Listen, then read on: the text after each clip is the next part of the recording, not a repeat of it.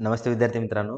Direct second year इंजिनिअरिंगचे ज्या विद्यार्थ्यांनी E स्क्रुटनीसाठी verification options choose केलं होतं ई स्क्रुटनीद्वारे, तर अशा विद्यार्थ्यांना खूप सारा प्रॉब्लेम सुरू आहे की जवळपास 8 दिवस झाले, 9 दिवस झाले, काही जणांचे 10 दिवस सुद्धा झालेले आहेत की तरी त्यांचा फॉर्म जो आहे तो व्हेरीफाय झालेला नाही आहे. ठीक आहे. तर त्याचं सोल्युशन जे आहे या ठिकाणी मी इन्क्वायरी थोडीशी केली. तर त्याच्यामधनं असं दिसतोय आपल्याला की अ, या ठिकाणी तुमचं स्क्रुटिनी मोड तर चेंज होत नाही आणि होणारही नाही तुमचा मोड आता. ठीक आहे. कारण या ठिकाणी बघा तुम्हाला ऑप्शन एक मिळतं जनरेट तिकीट नावाचं.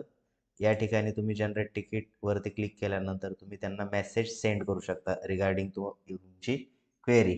तुमची जी काही क्वेरी आहे ती डायरेक्टली तुम्ही या ठिकाणी सांगू शकता. ठीक आहे. आता मी जसं की त्यांना क्वेरी विचारलेली होती की please unlock my form to change my scrutiny mode to physical scrutiny. Okay. मी त्यांना अशी रिक्वेस्ट केली की माझा फॉर्म जो आहे तो ऑनलाईन ई स्क्रुटिनीसाठी आहे तर मला चेंज करायचे फिजिकलसाठी. तर त्यांचा रिप्लाय बघा काय आलेला आहे. Respected sir, can not unlock now.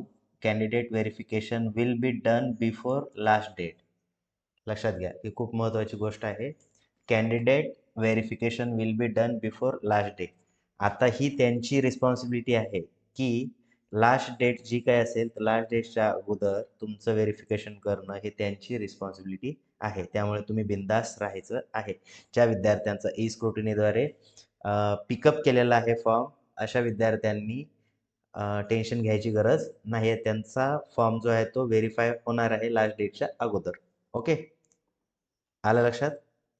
तर ठीक आहे. आणि आता इथून पुढे जे विद्यार्थी व्हेरिफिकेशन करतील तर त्यांनी ई स्क्रुटिनीचा मोड शक्यतो करू नका.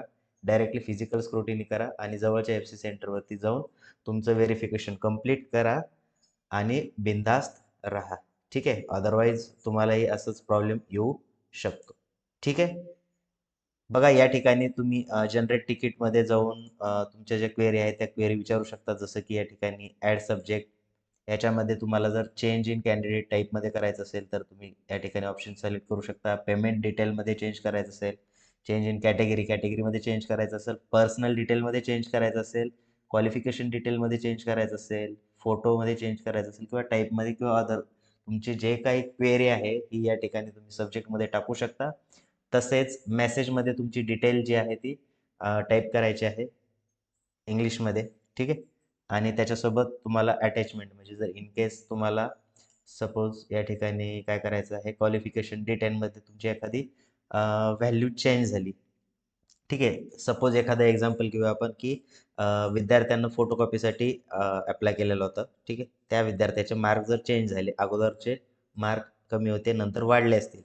तर तुम्ही काय करणार या ठिकाणी चेंज क्वालिफिकेशन डिटेल या ठिकाणी प्लीज जे काय असेल ते मॅटर लिहायचा तुमचा आणि या ठिकाणी तुम्ही काय करणार नवीन अपडेटेड मार्कशीट त्याची अपलोड करायची आहे. ठीक आहे.